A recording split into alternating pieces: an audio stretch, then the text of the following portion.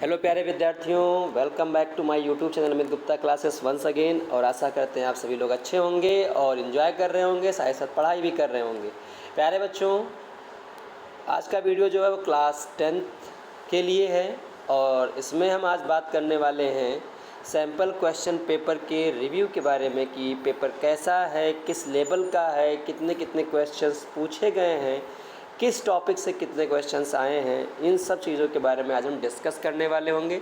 उससे पहले मैं आपको बता दूं कि मैंने अभी 2 दिन पहले क्लास 10th और क्लास 12th के लिए एसक्यूपी रिलेटेड इन्फॉर्मेशन दे दिया था अपने चैनल पे। तो अगर क्लास 12th के विद्यार्थी जो भी सीबीएसई बोर्ड का एग्ज़ाम देने वाले हैं 12th में और जो क्लास 10th के एग्ज़ाम देने वाले हैं सीबीएसई का, उन सभी विद्यार्थियों के लिए मैंने एक वीडियो बना के डाल दिया था। तो आप लोग जा कर के उस वीडियो को देख सकते हैं और वहाँ से कैसे आप पेपर को आसानी से डाउनलोड कर सकते हैं उसका इन्फॉर्मेशन मैंने अपने वीडियो में दे दिया है। तो आप लोग चाहें तो वहाँ से जा कर के आप उसका इन्फॉर्मेशन देख सकते हो और सारे पेपर्स को आप डाउनलोड करके रख लें। ठीक है बच्चों, आज हम बात करने वाले हैं क्लास 10th के मैथ्स के पेपर के रिव्यू के बारे में। देखिए, ये मैं फ़र्स्ट टाइम कर रहा हूँ किसी पेपर का रिव्यू, ठीक है। बाकी मौका मिलता नहीं था, लेकिन मैं सोचता हूँ कि अब बच्चों का थोड़ा सा जो डर है बोर्ड एग्ज़ाम को लेकर के, हालांकि होना नहीं चाहिए। सही बच्चों के जीवन में एक ना एक साल ऐसा साल आता है जिसमें उनको बोर्ड एग्ज़ाम देना होता है। आने वाले जो 9th में इस बार, वो अगले साल 10th का देंगे, तो कहीं ना कहीं थोड़ा बहुत डर रहता है। बाकी तो डर होना नहीं चाहिए। एग्ज़ाम वैसे ही होते हैं जैसे आपका नॉर्मली एग्ज़ाम स्कूल में होता है, तो उसमें टफ करने वाली बात नहीं है कि बहुत प्रॉब्लम होता है। लेकिन कहीं ना कहीं सभी लोगों को ये लगता है कि पेपर कैसा आएगा बोर्ड एग्ज़ाम में, स्कूल में ऐसा पेपर हो रहा है, पढ़ाई हो रही है कि नहीं हो रही है, तमाम तरह की समस्याएं आती हैं। ठीक है, बहुत सारे बच्चे कोचिंग नहीं किए हैं, बहुत सारे बच्चे स्कूल नहीं जाते हैं, क्लासेस रेगुलर नहीं चलती हैं स्कूल में, तो बहुत सारी चीज़ें प्रॉब्लम होती हैं। तो उन सबसे बच्चे थोड़े बहुत डरे रहते हैं कि पेपर कैसा होगा, कहीं ऐसा ना हो कि फेल हो जाएँ, कहीं कंपार्टमेंट लग जाए, तो तरह तरह की चीज़ें उनके मन में आता रहता है। तो इन सब चीज़ों को दूर करने के लिए मैं आप लोगों को आज पेपर का रिव्यू दे देता हूँ, ठीक है। और समय समय पर आपको हर इन्फॉर्मेशन देता रहूँगा ताकि आपका अच्छे से अच्छा रिजल्ट 10th में आ सके। आज हम पेपर का रिव्यू करेंगे मैथ्स के बेसिक पेपर के बारे में। बच्चों, मैथ्स के बेसिक पेपर के बारे में इसलिए रिव्यू करेंगे कि पहला पेपर आपका बेसिक इसलिए लेते हैं कि स्टैंडर्ड भी करेंगे, लेकिन स्टैंडर्ड के लिए अगला वीडियो होगा। आज हम बात करने वाले हैं केवल बेसिक के। बच्चों जो भी बेसिक लिए हुए हैं मैथमेटिक्स क्लास 10th में, उनके रिव्यू के बारे में करेंगे। क्योंकि बहुत सारे बच्चे जो हैं कहीं ना कहीं बायो लेने वाले हैं अगले साल, या कॉमर्स स्ट्रीम में जाएंगे। कुछ बच्चे ऐसे होंगे जो मैथ स्ट्रीम में जाएंगे साइंस साइड से, तो उन बच्चे जो भी बेसिक लिए वो भी जा सकते हैं। और हालांकि स्टैंडर्ड के बॉयज़ तो जाएंगे ही जाएंगे अगर उनका मैथ अच्छा है तो, ठीक है। तो हमने सोचा कि पहले जो रिव्यू किया जाए वो पेपर बेसिक का किया जाए। तो बेसिक पेपर का हम रिव्यू करने वाले हैं और रिव्यू में हम देखेंगे किस टॉपिक से या किस चैप्टर से कितने क्वेश्चन पूछे गए हैं, कैसे कैसे क्वेश्चंस हैं, बनाया कैसा है। देखिए, एसक्यूपी जो है बच्चों आपको एक मीडियम देता है कि आप पेपर का पैटर्न समझ सकें, ठीक है। पेपर किस पैटर्न में आ सकता है इस साल, उसके बारे में बताता है। ये कोई कंफर्म नहीं है कि आपके एसक्यूपी से ही सारे क्वेश्चंस हैं, जैसा एसक्यूपी आ रहा है वही क्वेश्चंस आएंगे, ऐसा कभी नहीं। ऐसा बोर्ड भी नहीं कहता, ना ऐसा कोई टीचर कहता होगा, ठीक है बच्चों। तो ये आपका मीडियम है कि आपको पैटर्न समझ में आए, किस तरह से क्वेश्चन आपके पूछे जा सकते हैं, ठीक है। रही बात क्वेश्चन आने की, तो ध्यान रखिए, मैंने आपको पहले ही बता रखा है, ऑलरेडी बता रखा है कि अगर आप एनसीईआरटी और एनसीईआरटी एग्जाम्पलर अच्छे से अगर आप दोनों पढ़ लेते हैं तो आपके 80% क्वेश्चंस जो हैं, जो आपका प्रिपरेशन है वो कवर हो जाएगा आपके इन्हीं दोनों बुक से।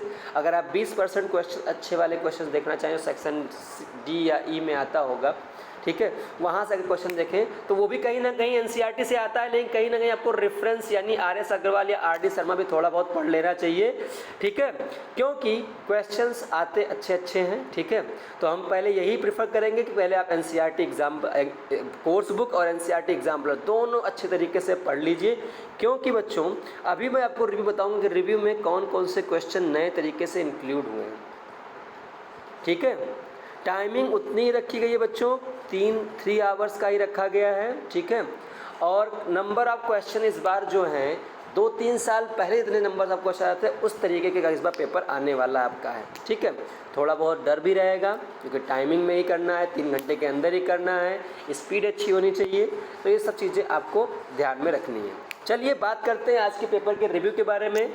जो मैथमेटिक्स जो भी स्टूडेंट्स क्लास 10 में बेसिक लिए हुए हैं उन सभी स्टूडेंट्स के लिए है। खासकर स्टैंडर्ड वाले बच्चे भी देख सकते हो कि क्वेश्चंस का पैटर्न सेम ही रहेगा, क्वेश्चन बदले होते हैं, पैटर्न नहीं बदला होता है। ठीक है, मौका मिला अगर वीडियो छोटा रहा तो उसमें मैं स्टैंडर्ड का भी इंक्लूड कर दूंगा। ठीक है, तो पहले आपको बता दूं बच्चों, आप लोग अगर देखेंगे कि पेपर जब सैम्पल क्वेश्चन पर डाउनलोड करेंगे 2020, 19, 18, 17 जितने का भी, तो उसमें आप देखिएगा कि 2020 में जो पेपर का पैटर्न था बच्चों, उसमें नंबर ऑफ क्वेश्चंस जो थे बच्चों, वो टोटल नंबर ऑफ क्वेश्चन जो थे वो 40 क्वेश्चंस थे। अगर आप पेपर आपके पास होगा, आप डाउनलोड करेंगे, मैंने जो मैथड बताया है वहाँ से, तो आप चेक कर लीजिएगा, उसमें टोटल नंबर ऑफ क्वेश्चन 40 थे। आपको 3 आवर्स में ही करना था और उसमें सेक्शन डी ही था, ए, बी और सी, 4 सेक्शन में सारे क्वेश्चंस डिवाइड थे। ठीक है, इस बार जो आपको देखने को मिलेगा बच्चों, वो है आपको नंबर ऑफ क्वेश्चन जो होगा वो 35 से 38 क्वेश्चंस के आसपास मिलेंगे और एक सेक्शन आपका बढ़ा दिया गया है इसमें, यानी कुल आपके 5 सेक्शन हैं, section A, section B, section C, section D. अभी मैं आपको दिखाऊंगा। तो कुल मिलाकर के आपको 35-38 क्वेश्चंस करने हैं। मार्क्स आपको उसके सामने गिवन है, कितने कितने मार्क्स का कौन सा क्वेश्चन है। ठीक है, चॉइसेस भी दिए हुए कुछ क्वेश्चन में कि कोई 2 क्वेश्चन तो उसमें एक करना है, ये सारे चॉइसेस उसमें लिखे होंगे, तो वो ध्यान से इन्फॉर्मेशन जनरल इंस्ट्रक्शन जो होता है ऊपर ही लिखा रहता है, उसको आप लोग पढ़ लीजिएगा। उसके बारे में भी बात करते हैं हम लोग। तो 2020 की अगर हम बात करें तो उसमें 4 सेक्शंस थे और नंबर ऑफ क्वेश्चन जो थे बच्चों वो 40 थे। ठीक है, अगर ऐसे ही अगर हम बात करें 2021 के पेपर की, तो उसमें ही ऐसे ही क्वेश्चंस थे। ठीक है, 2021 में भी, और 2021 वाले पेपर में अगर हम बात कर लें तो उसमें भी आपका क्वेश्चन जो है 2021 में, हालांकि आपका पेपर हुआ नहीं था कोविड के कारण और बच्चे पेपर दे नहीं पाए थे, तो कहीं ना कहीं वो पेपर स्कूल द्वारा बनाया गया था। ठीक है, तो उसका इन्फॉर्मेशन तो मेरे पास में नहीं है। ठीक है, 2022 की बात करें, 2022 में आपका जो पेपर हुआ है बच्चों वो 2 टर्म में हुआ है, टर्म 1 और टर्म 2 में। और ये आप सबको पता है कि आप लोगों के पास पेपर भी होगा कि टर्म 1 में MCQ टाइप्स क्वेश्चन पूछे गए थे। अच्छी बात ये है कि इस बार जो पिछले बार जो बोर्ड ने सोचा था बच्चों के लिए वो कहीं ना कहीं सफल रहा और टर्म 1 एग्ज़ाम में उनके स्किल पर बेस्ड क्वेश्चंस पूछे गए थे, यानी MCQ टाइप में क्वेश्चंस थे। 20 से 22 क्वेश्चन, 40 क्वेश्चन मेरे ख्याल से थे। ठीक है, 40 क्वेश्चंस थे, उसमें 90 मिनट का समय दिया गया था उनको और उतने मिनट में उनको करना था। 40 क्वेश्चंस पे MCQ टाइप थे, तो उसमें स्किल बेस्ड क्वेश्चंस थे। ठीक है, इसमें असर्शन रीज़न पूछा गया था, स्टडी केस पूछा गया था, MCQ टाइप क्वेश्चन में चैप्टर वाइज क्वेश्चन पूछे गए थे। तो और टर्म 2 जो था उनका रिटर्न एग्ज़ाम था, यानी आपको उनमें रिटर्न था, MCQ क्वेश्चंस नहीं थे, सारे के सारे क्वेश्चन रिटर्न थे। उसमें नंबर ऑफ़ क्वेश्चन जो थे बच्चों वो 12 से 14 क्वेश्चंस थे और मार्किंग भी दी गई थी। तो अगर आपके लोग के पास होगा पेपर तो आप लोग देख लीजिएगा, नहीं होगा तो किसी अपने सीनियर से 10th का पेपर मांगिएगा, देखिएगा, वहाँ से आपको बता देंगे। ठीक है, क्योंकि उसके बारे में हम डिस्कस करेंगे जब जैसे आपका एग्ज़ाम आएगा, तो मैं आपको पेपर भी दिखाऊंगा, टर्म 1 और टर्म 2 का पेपर कैसा आया था और कैसे आप उसको सॉल्व करेंगे। ठीक है, उस चीज़ों के बारे में बता दूंगा। अभी हम पेपर का रिव्यू करने वाले हैं। तो अब बात कर लेते हैं हम आज का जो 2022 और 23 का जो sample question paper mathematics basic जो है क्लास 10 स्टूडेंट्स के लिए आया हुआ है वो पेपर कैसा है। ठीक है, तो चलिए मैं बात कर लेता हूँ आप लोगों से कैसा पेपर है। ठीक है, मैं स्क्रीन रिकॉर्डिंग के थ्रू आपको दिखाता हूँ पेपर का पैटर्न। ठीक है, आप पेपर का पैटर्न देखिएगा और यहाँ से आपको मैं बताऊँगा कितने कितने क्वेश्चंस किस किस चैप्टर से पूछे गए हैं बच्चों। ठीक है, तो ये आपका अगर पेपर देखें तो पेपर का पैटर्न देख लीजिए पहले। ठीक है बच्चों, ये है पेपर का पैटर्न जो इस बार CBSE ने स्टैंडर्ड मैंने ओपन कर दिया है। मैं बेसिक ओपन कर लेता हूँ ताकि बेसिक वाले पहले देख लें।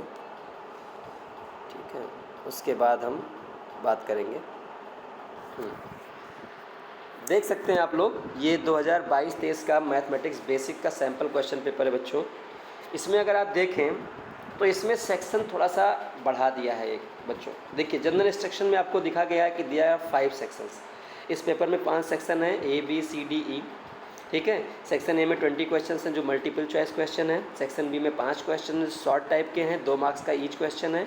सेक्शन सी जो है 6 क्वेश्चन है और 3 मार्क्स की ईच क्वेश्चन है। सेक्शन डी में 4 लॉन्ग आंसर हैं क्वेश्चन है और उसमें 5 मार्क्स का ईच क्वेश्चन है। और सेक्शन ई जो बढ़ाया है उसमें केस स्टडी डाल दिया है बच्चों, ठीक है।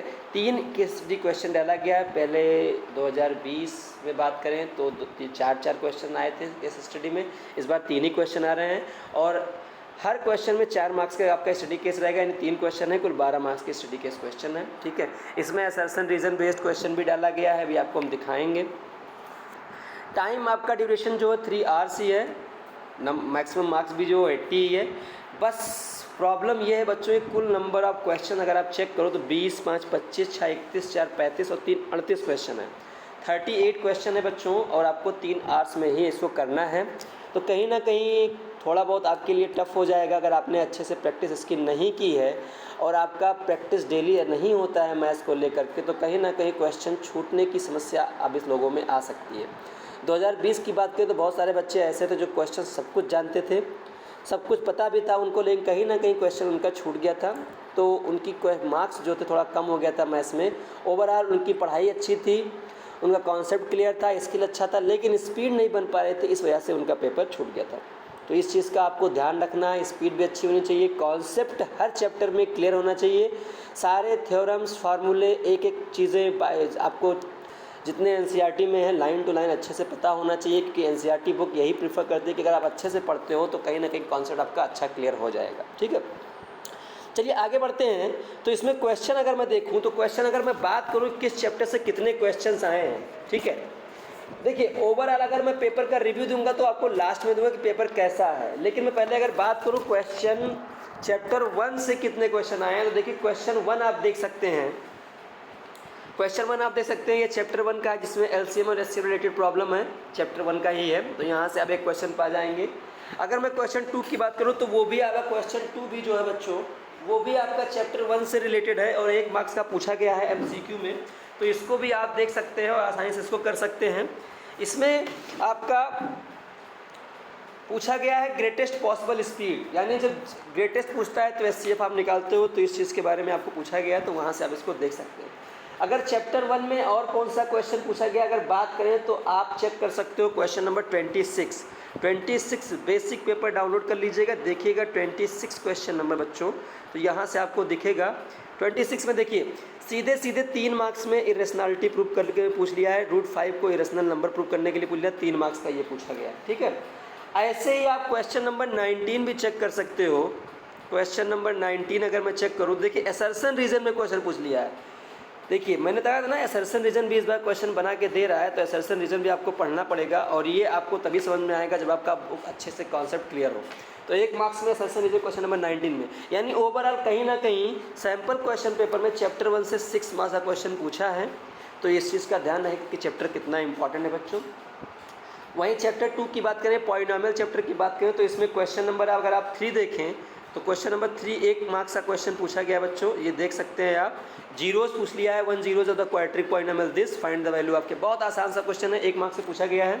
ऐसे ही क्वेश्चन नंबर 27 में आए तो 27 में अगर हम चेक करें तो 3 मार्क्स से पूछ लिया है क्वेश्चन, और पूछा है कि फाइंड द जीरोज यानी फैक्टराइज में जीरोज फाइंड कीजिए और उसके बाद रिलेशनशिप बताना है जीरोज और कोएफिशिएंट में। कितना आसान सा क्वेश्चन है, 3 मार्क्स से पूछ लिया है। रिलेशनशिप बताना आता है, ये सम ऑफ जीरोज को दोनों जीरोज के इक्वल कीजिए, देखिए उसका फार्मूला लगाइए, प्रोडक्ट ऑफ जीरोज का फार्मूला लगाइए और उसको वेरीफाई कर दीजिए। 3 मार्क्स का था, तो कुल मिला के आपका 4 मार्क्स का क्वेश्चन पूछा जा रहा है चैप्टर 2 से सैम्पल क्वेश्चन पेपर में, तो आप इसको देख सकते हैं। चैप्टर 3 की अगर हम बात करें बच्चों तो क्वेश्चन 4 पे आइए, तो देखिए क्वेश्चन 4 जो है बच्चों वो आप देख सकते हैं ये, ठीक है। क्वेश्चन 4 में आपको ग्राफिकली दिया गया है, क्वेश्चन पूछा गया है कि इसमें से कौन सा ऑप्शन सही है। मैंने बताया है कंडीशन, रेशियोज चेक कर लीजिएगा, आपको रेशियोज पता चल जाएंगे। अगर a1/a2 is equal to b1/b2 is equal to c1/c2 है तो इन्फाइनेटली मेनी सोल्यूशंस, कोई इंसिडेंट लाइन होती है। अगर a1/a2 is not equal to b1/b2 होता है बच्चों, तो वो क्या होता है, इंटरसेक्टिंग होता है, एग्जैक्टली 2 पॉइंट पे कट करता है, एग्जैक्टली 1 पॉइंट पे कट करता है, एग्जैक्टली 2 पॉइंट पर नहीं बच्चों। और अगर पैरेलल है तो इसका मतलब होता है a1/a2 is equal to b1/b2 is not equal to c1/c2। तो इसको आप चेक कर सकते हैं, 1 मार्क्स का क्वेश्चन पूछा गया है। क्वेश्चन नंबर 21 देखिए, तो ये भी चैप्टर 3 में पूछा गया है, चैप्टर 3 का ही क्वेश्चन है 21। देखिए बच्चों, ये भी 21 का ही है, linear equation have infinitely many solution से कंडीशन पूछा है, k की वैल्यू क्या होगी, 2 मार्क्स में पूछा है, तो 2 1 3 मार्क्स का हो गया। 28 क्वेश्चन को चेक करें बच्चों, तो 28 क्वेश्चन भी आपका देखिए 3 मार्क्स का बोला गया है, तो 3 और 3 6 मार्क्स से कहीं ना कहीं चैप्टर 3 से ही पूछा गया है।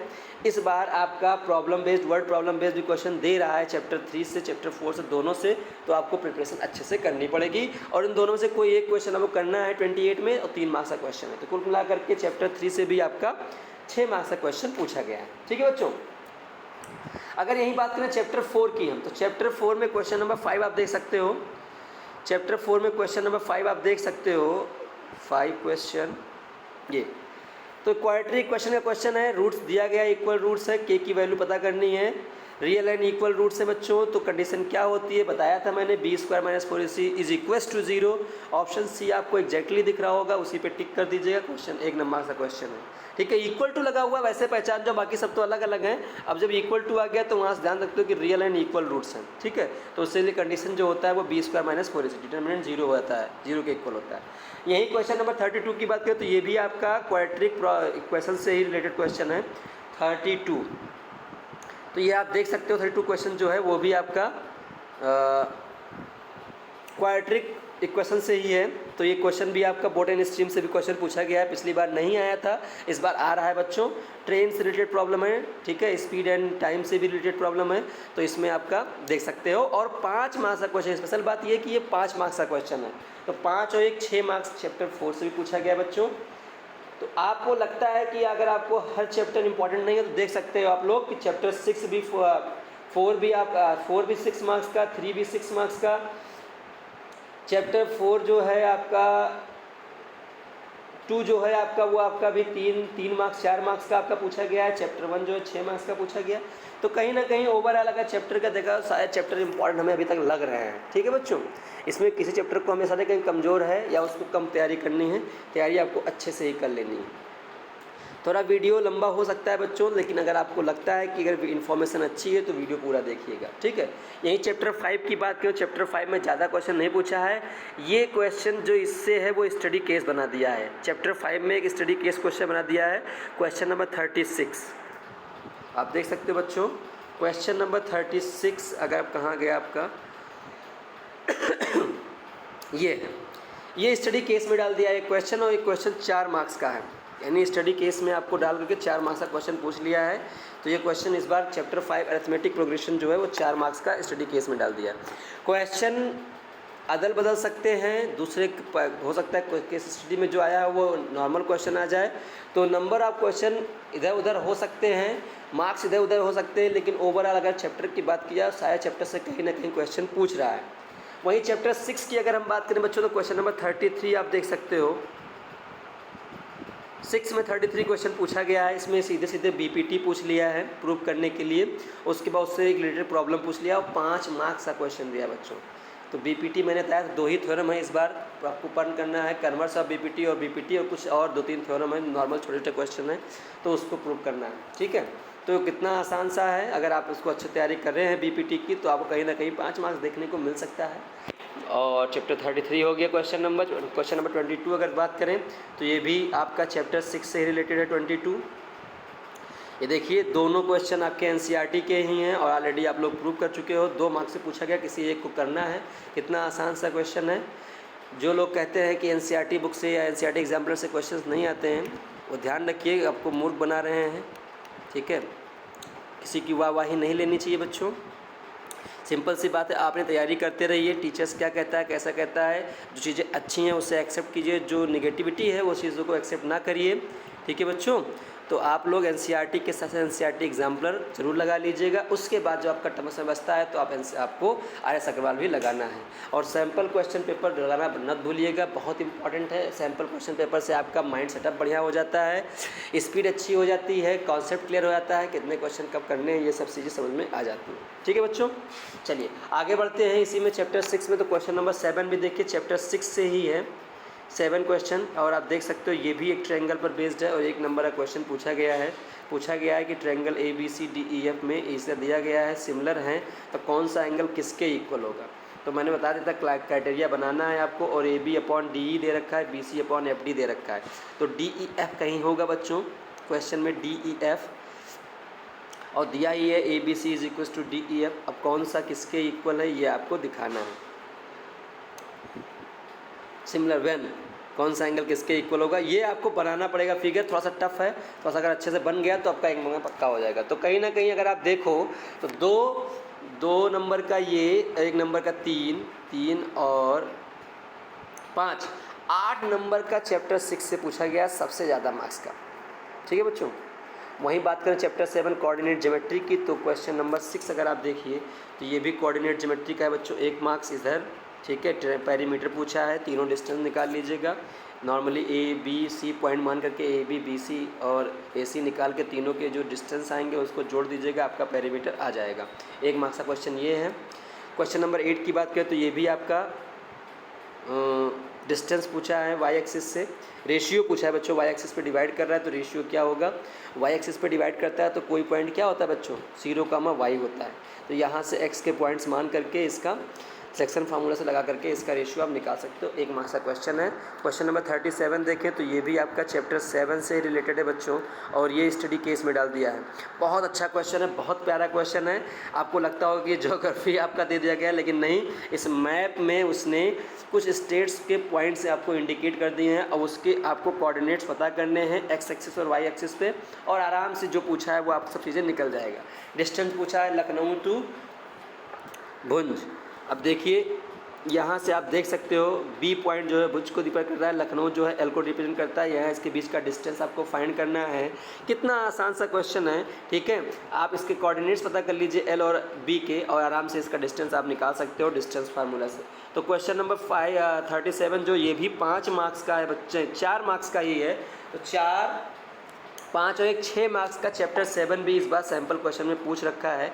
तो ध्यान दीजिएगा कि अभी तक सारे चैप्टर्स जो है, मुझे ऐसा नहीं लगता है कोई आपका कम पढ़ना हो, आपको सब कुछ अच्छे से पढ़ना है, इक्वली पढ़ना है, ठीक है, और अच्छे से पढ़ना है, और ट्रायंगल चैप्टर पे खास ध्यान देना है, ठीक है। अगर वहीं बात करें चैप्टर 8 की बच्चों, तो क्वेश्चन नंबर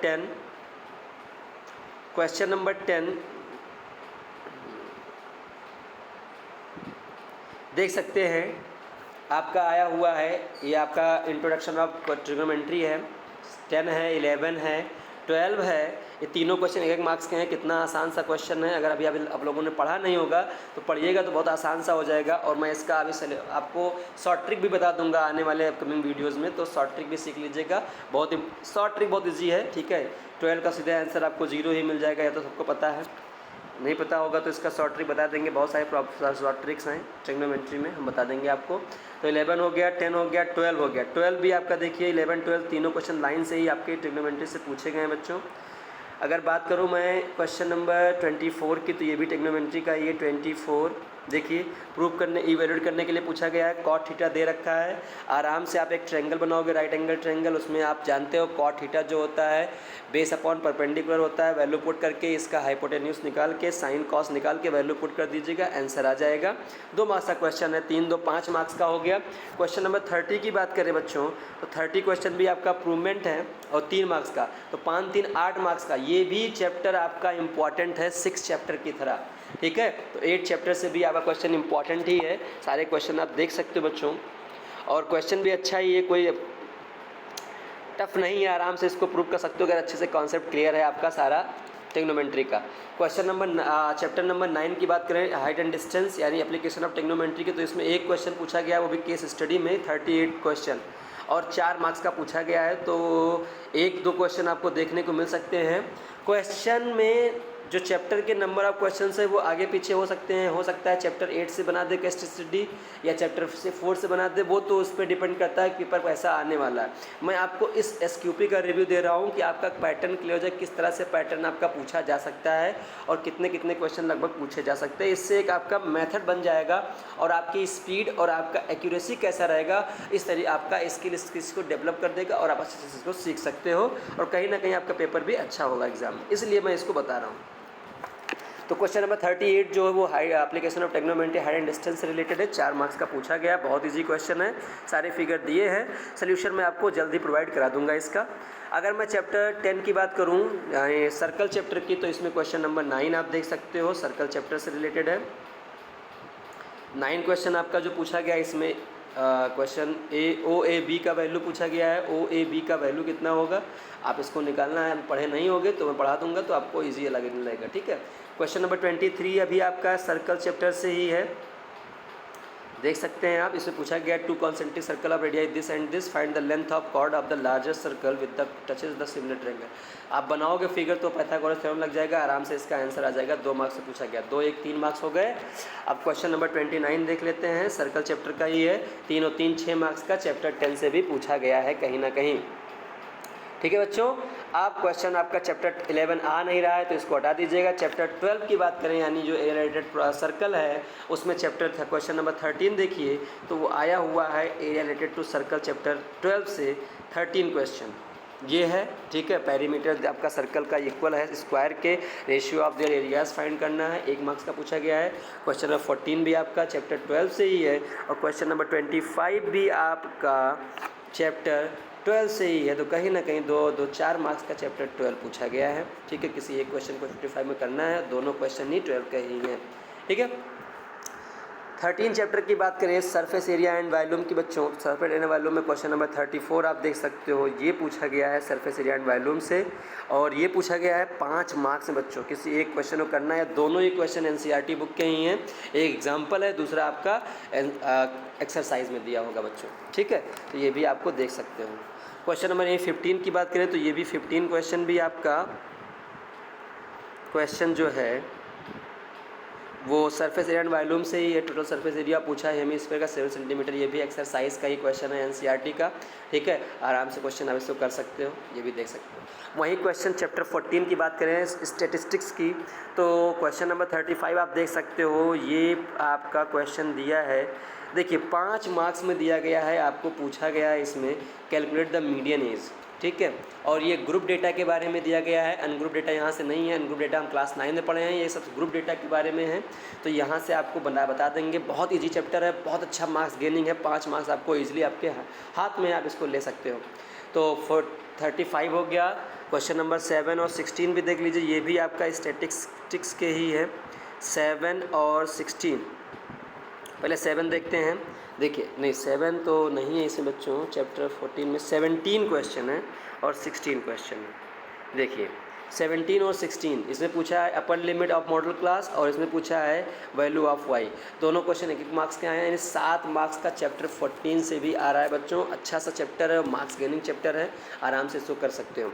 चैप्टर 15 प्रोबेबिलिटी की बात करें तो चैप्टर 15 में क्वेश्चन नंबर 8 ये देखा जाए तो क्वेश्चन नंबर 18 है, 8 नहीं है बच्चों, 18 क्वेश्चन आपका पूछा गया है, ठीक है। ये है 1 नंबर में, ठीक है।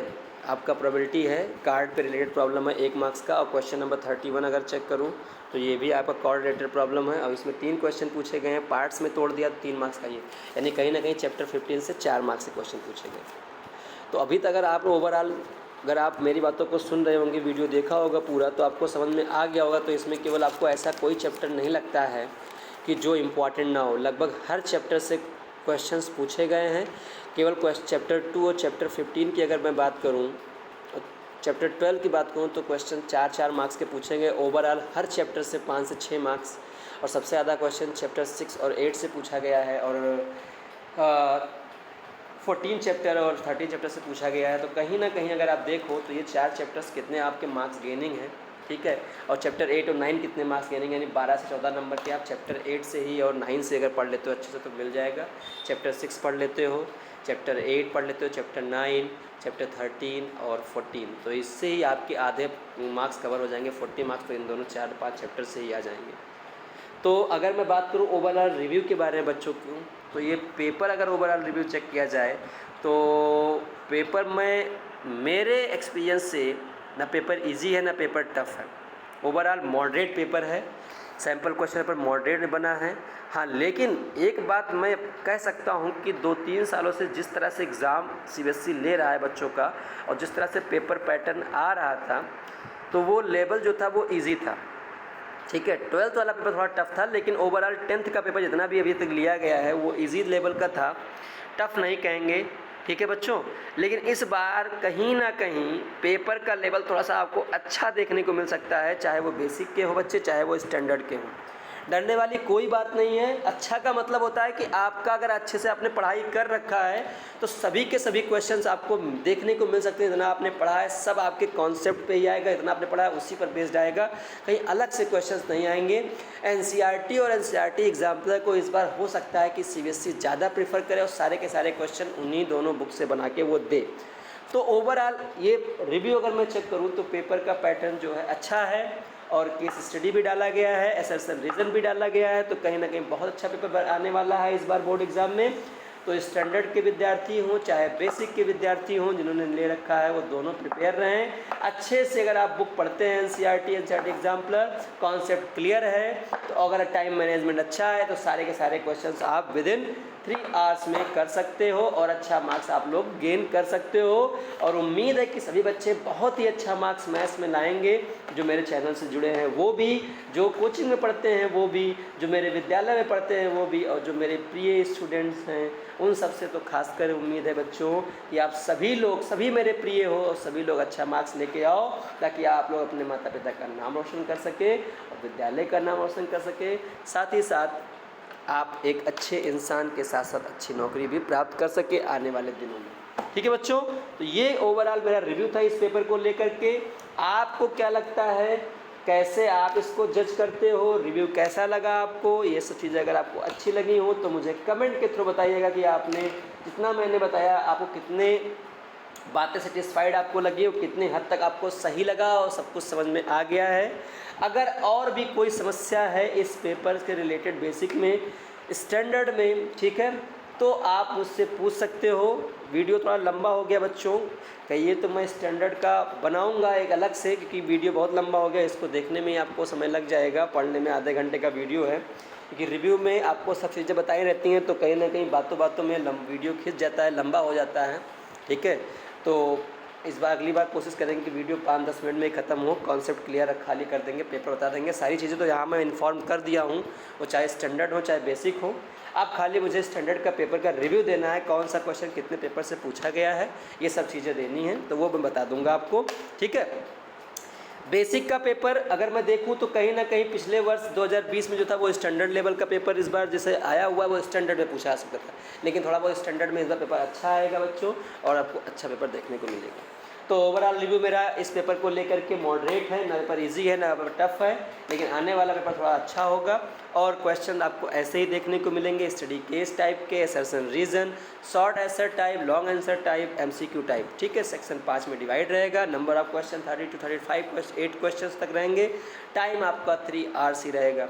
ठीक है बच्चों, तो वीडियो अगर अच्छा लगा होगा बच्चों तो प्लीज़ वीडियो को लाइक कीजिएगा, सब्सक्राइब कर लीजिएगा चैनल को और अपने दोस्तों में शेयर कर दीजिएगा, ताकि ज़्यादा से ज़्यादा बच्चों तक ये वीडियो पहुंच सके और बच्चे अपना मेहनत अब करना स्टार्ट कर दें और पढ़ाई स्टार्ट कर दें। चलिए मिलते हैं नेक्स्ट वीडियोज़ में ऐसे ही अच्छी इन्फॉर्मेशन के साथ, तब तक आप सभी लोग एंजॉय करें। Have a good day to all of you, thanks for watching me.